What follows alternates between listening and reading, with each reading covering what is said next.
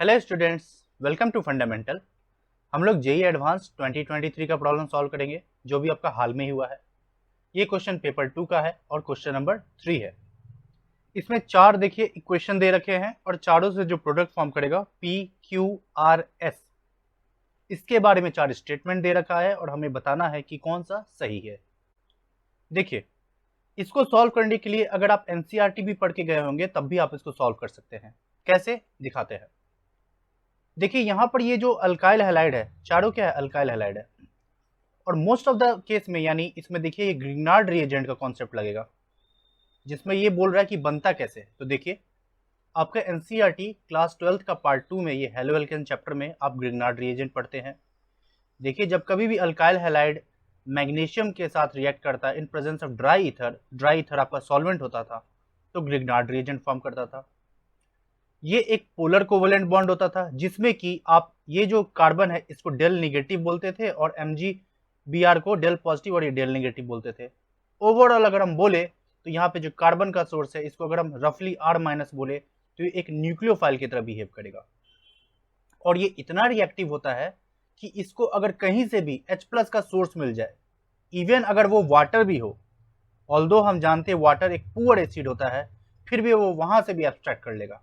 That means ये behave कर सकता है as a nucleophile as well as a base. So सबसे पहले जहां भी इसको H+ का सोर्स मिलेगा तुरंत उससे रिएक्ट करेगा, एसिड बेस रिएक्शन करेगा और एक हाइड्रोकार्बन रिएक्शन जाएगा, जो कि आप यहां देख सकते हैं। Even water are sufficiently acidic enough to convert them to correspondingly hydrocarbons. देखिए ये बना रहा हाइड्रोकार्बन।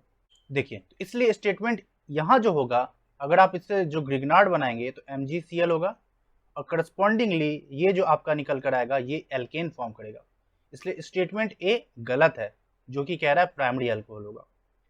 बी में आइए, बी में भी वही सिमिलर यही ग्रिग्नार्ड फॉर्म करेगा, बस अभी इलेक्ट्रोफाइल क्या है, यहाँ इलेक्ट्रोफाइल CO2 है। देखिए प्रीवियस केस में ये एज ए बेस काम कर रहा था बिकॉज इसको कहीं से भी H+ का सोर्स चाहिए, एसिड बेस रिएक्शन हो गया। अभी H+ का सोर्स नहीं है तो ये अब न्यूक्लियोफाइल की तरह बिहेव करेगा, तो ये इलेक्ट्रोफाइल है।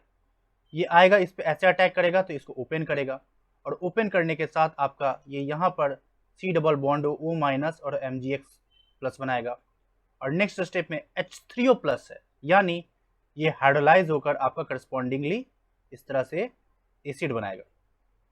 यही चीज आपका यहाँ देखिए दे रखा हुआ है एल्डिहाइड कीटोन चैप्टर में। ये ग्रिग्नार्ड है, ये CO2 इलेक्ट्रोफाइल है, इसके प्रेजेंस में ये सॉल्ट बनाया और हाइड्रोलाइज होकर ये एसिड बना लिया। इसी क्वेश्चन में आपको दे रखा था कि फर्दर ये NaOH से रिएक्ट कर रहा है। देखिए ध्यान से कह रहा है NaOH से रिएक्ट कर रहा है, तो आप जानते हैं जैसे ही ये NaOH से रिएक्ट करेगा तो ये क्या फॉर्म करेगा, एक सॉल्ट बना लेगा O- और Na+।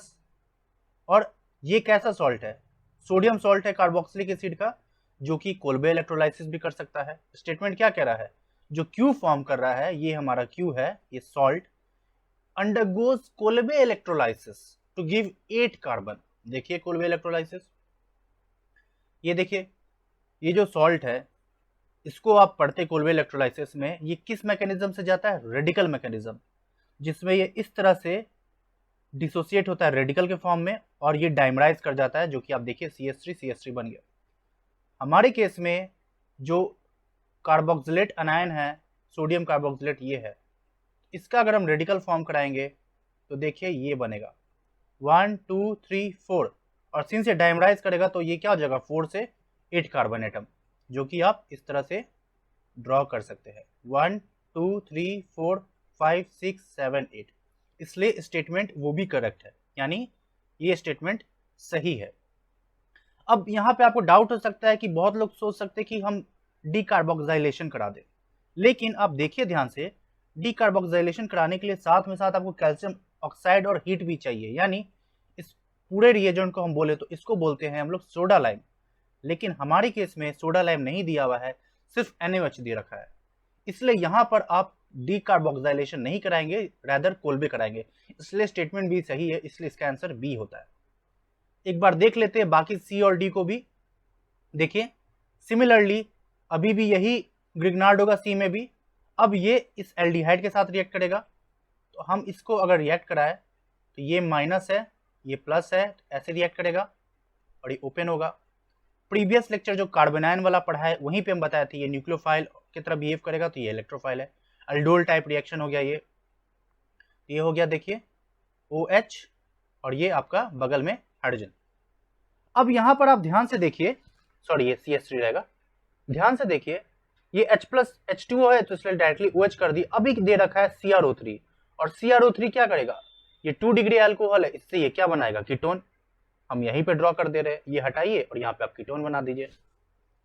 देखिए ये भी आपका NCERT का है, ये है क्लास 12 का अल्कोहल चैप्टर। ये देखिए 2 डिग्री अल्कोहल से ये बना रहा है कीटोन, यही कॉन्सेप्ट यहाँ लगाना था। और जैसे ही कीटोन बन गया अब कह रहा है कि क्या ये हो गया आपका R, और कह रहा है R विल अंडरगो कैनिज़ेरो, लेकिन आप देखिए ये जाएगा रैदर अल्डोल।